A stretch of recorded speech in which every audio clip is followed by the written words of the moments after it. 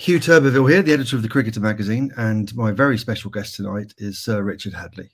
Fantastic to have you on my Huw Meets series. Thank you for joining me. Good, thank you. And you're in Christchurch, aren't you? In Christchurch. In fact, it's a rainy day today, which is hugely disappointing because we're moving house. Oh, right. Really? Yeah, we're only moving 2.5 k's away, so okay. We won't be able to use the trailer today, I suspect, but the carriers are coming in tomorrow. Oh, I see. Right. Okay. And you've got a lovely model in the background there of you bowling, I think. Oh, yeah, that was done when I was at Nottingham, actually, way back in about 78, 79. Somebody actually did it. It looks like Jackie Van Geloven, the umpire. Right. Him way back, but yeah, it's stood up quite well. I would have thought it would have been knocked off the shelf by now, but it's not a bad replica, really. Be careful of when you move then, and yeah, definitely. Do you follow the Nottinghamshire scores, Sir Richard? Still? Or? No, not really. I still get the annual reports and that sort of thing every year, so I'm reasonably up to speed, with the club, but no, I don't follow it in any detail. Yeah. Well, we've got England are playing again in New Zealand this autumn. It's a very attractive looking tour, isn't it? 3 tests. Yeah, it's unusual actually in New Zealand to play a 3-test match series. Generally around the world these days, you only get a couple of test matches. So, I think certainly from our point of view, it'll be a good matchup. I think I read that the New Zealand players didn't like the thought of a 2-test series, and they said, we want 3-test series, but the New Zealand administrators said, well, you can't have everything. If you want to go and play in the IPL and things like that, something has to give, really, which is a shame. But as you say, it's good that this series is a 3-test one. Yeah, well, so even in my day, we played 3-match test series. We played a 4-match test series. I think it was in '83 in England. I never played in a 5-match test series, but I think from New Zealand's point of view, the players want 3 matches. It gives you a better chance of getting a fair result in the series, whereas a 2-match series, you get a rained-out game and it's a one-off match, or a couple of draws, whatever you actually achieve. But in 3 matches, you've got a better chance of getting a result, I think. Yeah, well, last time England were there, which was not that long ago, 2022-23, was a 1-1 draw, as you say. That was a thriller. I think it was the second test that New Zealand won was an absolute thriller. So, this time we might have. There's not many draws with Brendon McCullum's England, so we might have 3 positive results. Yeah, it looks as though he's changed the attitude of the game, hasn't he? The approach, certainly given the players a lot more confidence to express themselves. So I think that's always good for a coach to be able to do that. So as long as you're not too reckless, it's all right being positive and giving it a go, but you still want to make good decision making as far as stroke play is concerned and field sets, that sort of thing. If you go too far one way, sooner or later it could come back to bite you. But I think overall the record has been good. I think the players would have enjoyed the style or brand of cricket. So I think it's been good for English cricket, and you just got to accept the odd poor result. Whereas prior to that, I think there were too many poor results. I think there was something like 17 test matches without a result, or a good number of losses in that. But I think it's turned around the other way now. Yeah, Joe Root, I think, was 1 win in 17. So, initially the boost was incredible. And they had that win in Pakistan, which was amazing, really, to win 3-0 there, wasn't it? Obviously, you would have watched McCullum as a player and presumably been very impressed with his career. Oh, well, I was a selector that picked him as part of that selection panel. I'm not sure what year we actually picked him, but we threw him into the deep end as a player. I think it was against the Australians in a one-day international. It might have been at Eden Park, Auckland. I stand corrected on that, but he was a youngster. Had enormous ability. He'd come through the academy system out here at Lincoln, just south of Christchurch. So obviously we saw something in him. I remember speaking to him actually that we wanted him to to open the batting, but we wanted him to keep wickets as well. So he had to have two aspects to his game to gain international selection. So he had a rough road initially, but as time went on, of course, he developed an outstanding record and respect all around the world for that matter. And I think everybody just enjoyed his cavalier, positive, audacious approach, and some of his stroke play. I mean, he pioneered, I think, the sweep over the wicket keeper's head for six. I think I remember watching him play the Australians at Lancaster Park, and I think it was Tait, the Australian quick bowler, operating, and there was the scoop shot. And so I think he trailblazed, I think, actually, the way the game has been developed today, and players latched on, they tried it themselves. And when you look at some of the audacious stroke play, the batsmen were at risk of hurting themselves, but they developed a technique and way of doing it, so that not only could they succeed, but a lot of runs could be scored quicker, and it was far more entertaining. Well, I'd like to take you back, Sir Richard, a long time, talking about looking at New Zealand's Test history as a whole. So 1929 was the first time they played England. So 95 years by my calculation. So it was not too long now till the centenary. But your father, Walter, made his debut in 1937, didn't he? So it's lovely that the Hadleys almost span the whole time. Yeah. Yeah. Well, he played from 37 to 51 and captained the team to 49, as you know, of the 49ers to England, as you know, and captained his last test. I think it was against England too, actually, in 1951. So I think during that time, and again, I stand corrected because you're trying to jog a memory of mine that is possibly failing a little bit, but I think he played something like 9 test matches and in that 14-year period, and of course the war years denied all cricketers, for that 4 or 5 year period. So, but he only played against England and an unofficial Test match against Australia in 1945-46 that was later reversed to one that was recognised as an official Test match, which really annoyed not only Dad but a good number of New Zealand batsmen who scored pairs, players on debut. So their batting averages and records were absolutely annihilated with a very poor game. I think we got bowled out for under 50 in both digs. So it was pretty embarrassing, really. Yeah, he played 11 tests and he made 100 in the next match he played. That was 11 tests, was it? Okay. Yeah, against England at Christchurch, he scored 116 in March 47. So, and he averaged 30. So, it was a good career. I mean, that was quite respectable. Really. Yeah. If you take the two scores, I think it was sort of 0 and 4 or something or other in that ill-fated Australian Test match. Average might have sneaked up to 32 or something like that. Which is respectable, as you say.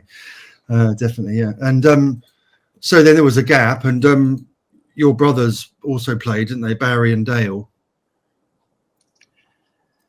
Yes, that's right. We came to England in '75 for the inaugural World Cup. So for the first time in our lives, we played together in an international. I think that particular first game was at Trent Bridge against England, if I recall. Barry was a top order batsman.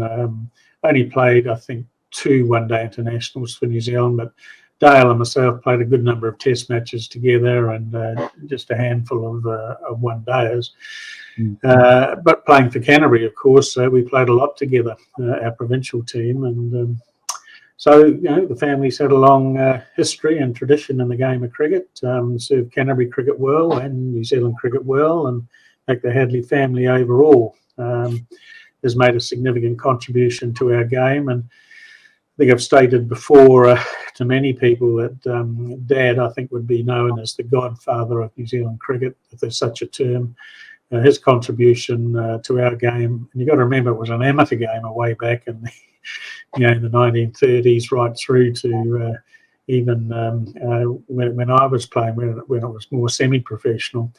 So that amateur game, Dad played as a player, as a captain. He was a selector. He was a administrator. He was chairman of the board for a good number of years. He represented the New Zealand board on the ICC.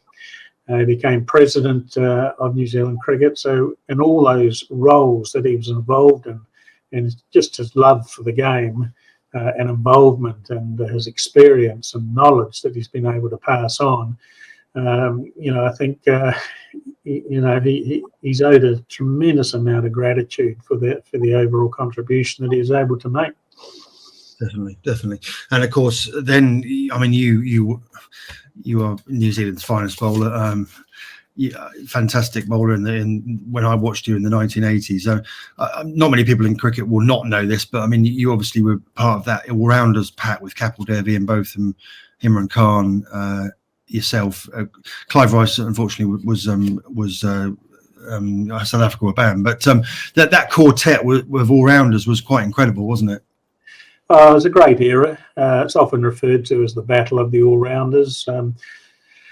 Beefy and I started playing against each other in '78, so that was our introduction to each other. Kapil came on the scene probably more in the '80s as far as competition was concerned, and Emmy about the same time, obviously. And we had tremendous respect for each other. There's no question about that. We always knew what each other was doing around the world. Of course, we didn't have the technology today to be able to, source a lot of information, but we knew in newspapers more than anything else, or a news clip on a radio, just talking about other games that the players were playing in. But whenever we had the one-on-one contests, the old adrenaline started to flow a bit because you wanted to outperform and outskill each other, and often it was the all-rounder that had the better of his opponent that helped affect the outcome of the game. And the fact that we all had two strings to our bow, one thing was for sure, I didn't want to get out to the other all-rounder, and they didn't want to get out to me. And so we had some ding-dong battles, and often the media just prior to a test match would build it up, the clash between Hadlee and Beefy or Kapil or Emmy. And the players were aware as well whenever that one-on-one battle was going to happen on the field of play. So it just sort of lifted, and the spectators, of course, they were aware, and it just sort of lifted for a short period of time, depending on how things were going, more interest in the game. And I just think our approach to the game just helped bring the game to the fore, really. None of those sort of games were boring or anything of that nature. It was very, very competitive, and the one-on-one battles that we had, plus the overall playing environment involving the team. So that was exciting times, definitely. And just to point on Clive, Clive was a fantastic player, and if I think if South Africa were playing, bearing in mind that they were isolated, but if they weren't isolated, then Ricey would have made a huge impact in world cricket and would have been grouped with the four of us. There's no question about that. Ricey's battles or test matches actually were in county cricket when he was playing against West Indian fast bowlers in the opposing sides, and that's how he measured how he was and how many players regarded him. So it's just one of those sort of sad times in world cricket, but that's been sorted out obviously with South Africa hugely competitive now. Well, I mean, you had 431 Test wickets in 86 matches. I'd probably, you were the best bowler in my opinion, and Imran on his day. Both of them was a brilliant bowler to start with, wasn't he? Look, when you look at all rounders, I'd like to think I was the better bowler of the four, and I think my record would probably suggest that with averages and strike rates and number of wickets and that sort of thing. But my batting was the weaker part of my game compared to the four. And I've always said that I believe that Imran was the pick of the all-rounders in the 80s. And and at times, the ratings would vary from one to the other, I guess. But Emmy for me was a potent strike bowler, bowled a little bit wide of the crease and had sharp in swing. It was quite vicious at times. He could get the ball to hold up and run away, and he had good pace, express pace at times. He certainly made the Australians jump around when Pakistan toured there in the 80s. And Beefy, well, I mean, he was a showman, you'd have to say. Very, very good bowler, no doubt about that, with in swing and out swing. I think they tend to think that he got a lot of these wickets with a few freebies through experimentation and that sort of thing. But as a batsman, very destructive. And Capel, I think, when you look at his record and the fact that he had to do a lot of his bowling in subcontinent Asian conditions, his performance was quite phenomenal. And of course, he went on to break my record. So we all had skill sets, some stronger than others. But overall, to me, that era was a tremendous one to play in.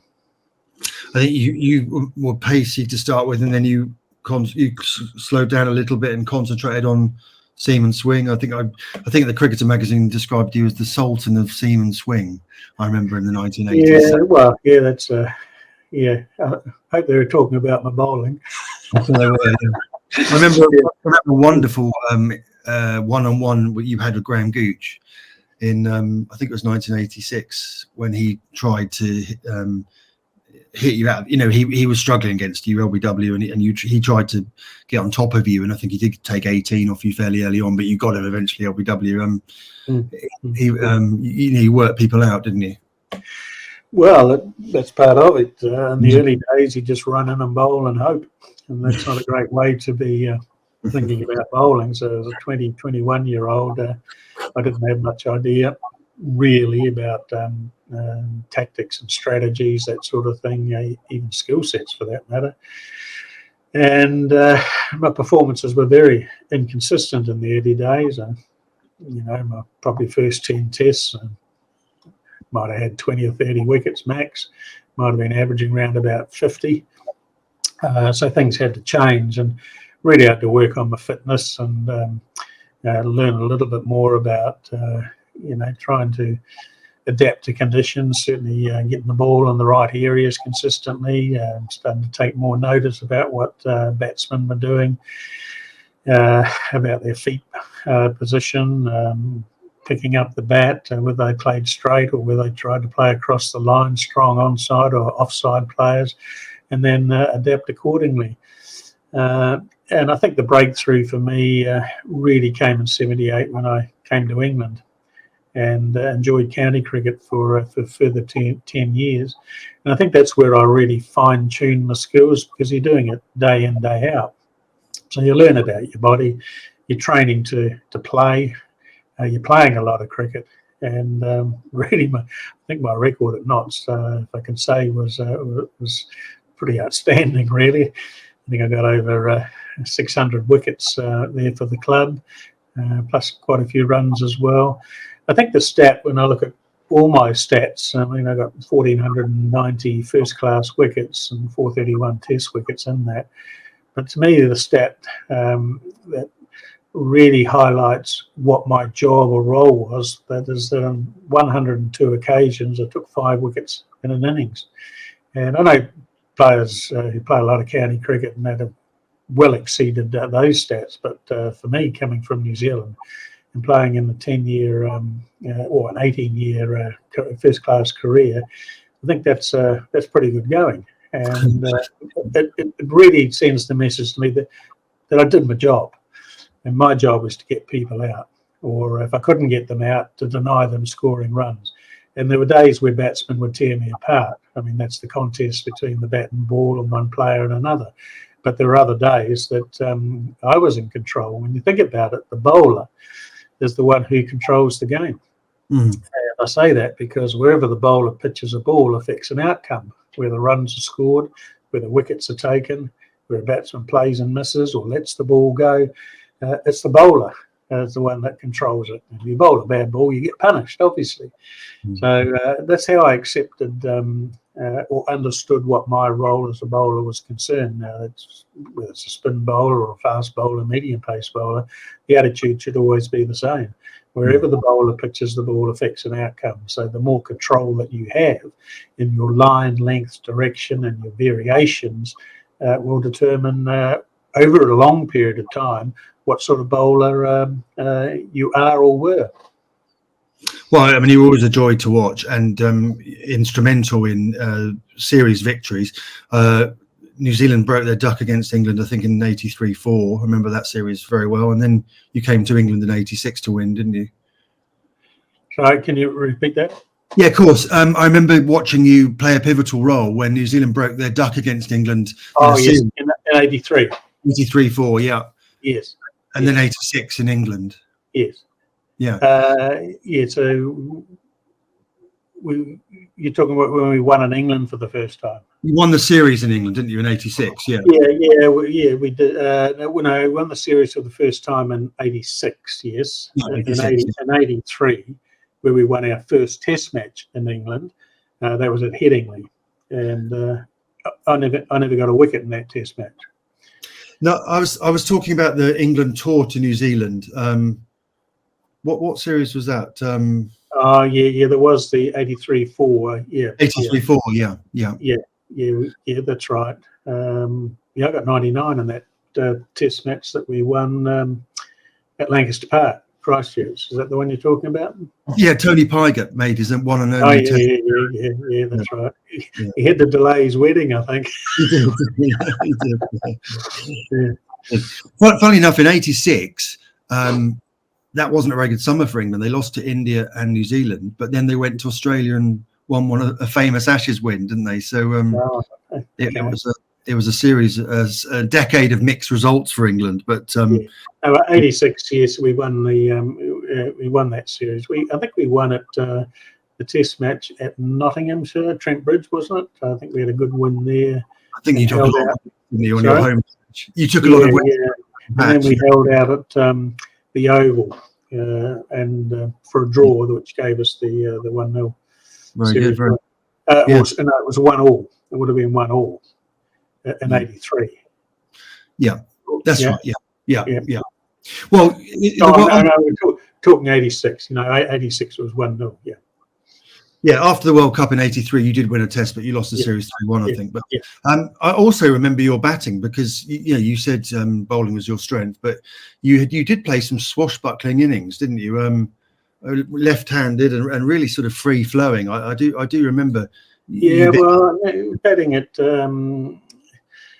That's where knots really helped me because they gave me responsibility to bat at 7 or 8, but mainly 7, sometimes 6. And one day, sort of Sunday league games, I got promoted in the order. So my batting had to improve. If you're going to be an all-rounder, you can't sort of come in at sort of 8, 9 and sort of give your wickets away. So I was still positive in my stroke play and my approach to batting, but I was more selective in balls that I was trying to hit. And I like to hit boundaries. I like to hit fast bowlers straight back over the head for 6, that sort of thing. When I first started my first-class career, I think I was batting about 10 or 11. I think I had a good contest with my brother Dale because if he was batting at 8 and I was batting 9, I wanted the roles to be reversed. If he got 20, I wanted to get 30. So that's we're talking about the early 70s there. But it was really my turnaround in my batting was certainly playing for knots and the advent of helmets as well. I think made a difference because I was a target for fast bowlers. They were certainly going to bounce me a bit, particularly the West Indians. In fact, I didn't have too many problems with the West Indians, funnily enough, because they either bowled too full, too short. If they bowled better length, they might have sort of nicked me out, or I might have been more aggressive and miscued a few shots. But funnily enough, over a long career, I think one of my best innings was when we played the the West Indies in '85, and it would have been the Trinidad Test match, the first one. I only got 39, something like that, 39, and I was not out, but batted for probably a couple of hours to help save the Test match. It looked as though we were being beaten, and I hung in there, and I got hits and peppered and all sorts of things, but that to me was what I'd call a courageous innings. Not a lot of runs, but it actually did a job, and again gave me a message that hey, I've got to be more determined in my batting. So for the next sort of 5 years of my career, my averages, strike rates would have improved considerably from that point on. Well, I was always quite envious because England used to lose sort of 4-0 and 5-0 to West Indies. New Zealand always did quite well against them. So yes. They were very brave. Yeah. I was talking about the New Zealand v England series in '83-84. New Zealand won 1-0, and then New Zealand won again in '86 in England. So you achieved some really remarkable results, and you had lovely players: Martin Crowe, Jeff Crowe, Jeremy Coney. Yeah, John Wright, of course. John Wright. Yeah. Ian Smith. Ian Smith. Yeah. No.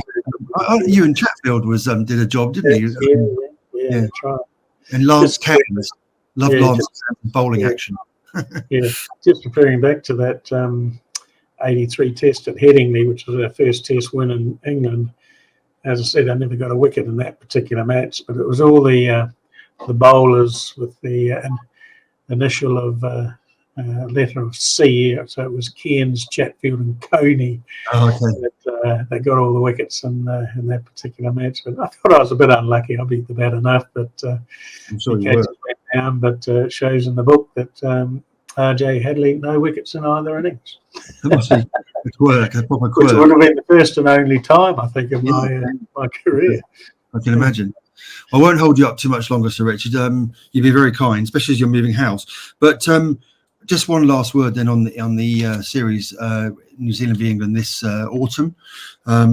There's news that sort of Kane Williamson is not going to take a central contract anymore. And it's part of the sort of changing landscape of cricket, isn't it? That with so many T20 series and franchise tournaments, the game is changing, isn't it? Do you feel what Kane and Trent Bolt have done, and there's a number of them actually. Martin Guptill, he gave up his central contract. Colin de Gronholm was another one. I predicted that 10 years ago, that this is what would happen with the advent of T20 cricket. And that's not to say that it's wrong. I mean, everyone, is faced with the set of circumstances and with the money that's around, the opportunity to secure your life's future and doing what's right for your family. Then players are in a position now where they can pick and choose, which is absolutely fine. It creates opportunities for other players then to be exposed to international cricket. The only problem, I guess, is it potentially weakens your international team. But we live with what's happening, and there's just so much, just so many T20 games and big contracts. You just can't fit it. A player cannot play in Test match, ODIs, and T20 crickets and give full commitment to his country and still want to play in the leagues. And you find that countries are enticing them now out of their international games and reward them very well for their skills. I think the players, what they got to remember too is that it's their country, the international game, that's given them the opportunity to be exposed and to perform and to be rated for them to get these opportunities. So, where's the balance? I don't know the answer to that. But, do you like T20 and what would you do? I'm really enjoying it. I think when it first came about, I was going to be a little bit frustrated with it and what it was doing to the game. I used the word butcher the game of cricket. I've always believed that Test cricket is don't know whether I can actually think of the word at the moment, but that is the game or the foundation on which the game is based. It's the pure game. And I think if people, when they're growing up, want to play for their country and play Test cricket, that was the ultimate goal. But then the advent of 50-over cricket came about, and that was a good spectacle in itself. It developed World Cup competition, so that was good. And then all of a sudden T20 cricket comes about, and you just sort of see, as the game's evolved, T20 cricket is the greatest revolution in the game. Not the Packer series, but now, of course, T20 cricket. And it's a very high-risk game, but at the same time, it's a very entertaining game.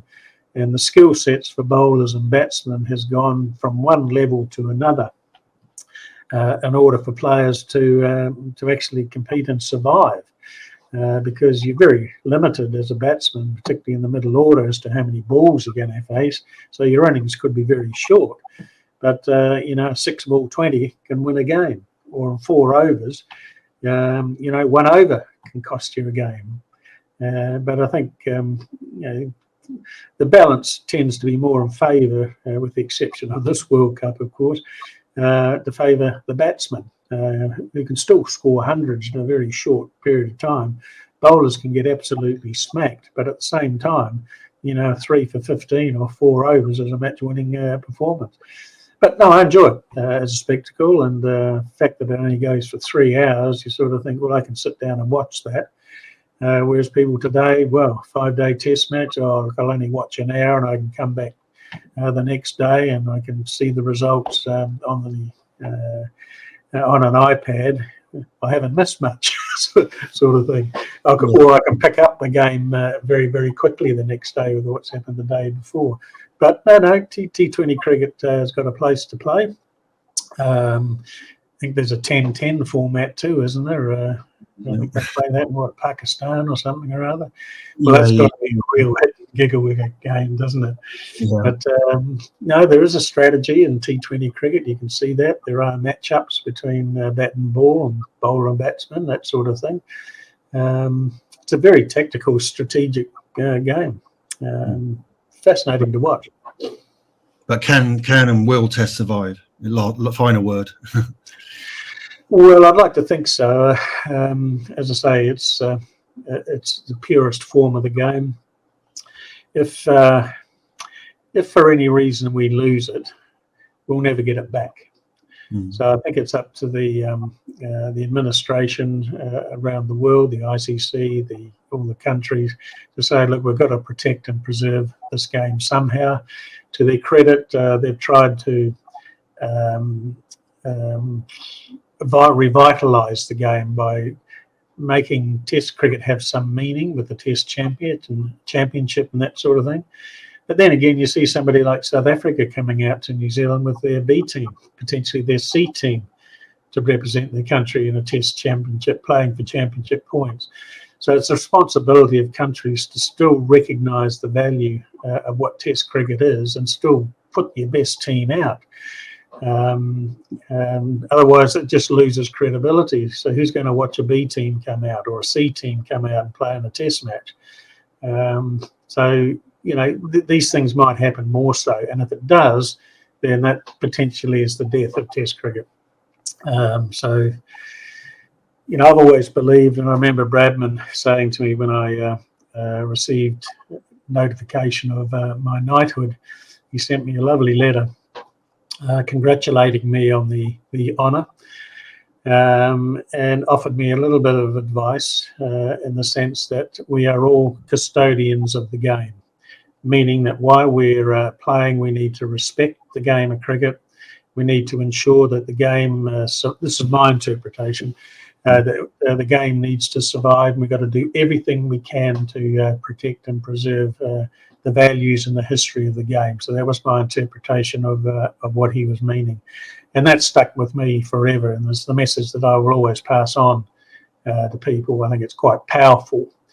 But of course, people's attitudes change, and people might not view the game like that anymore, and they'll prioritise other forms of the game to protect their families and give them a lifestyle that they deserve and want. So, as I say, where's the balance? And I don't have any answers to that. So, Richard, you're very kind indeed for joining me tonight. Thank you very much. I really appreciate it. Okay.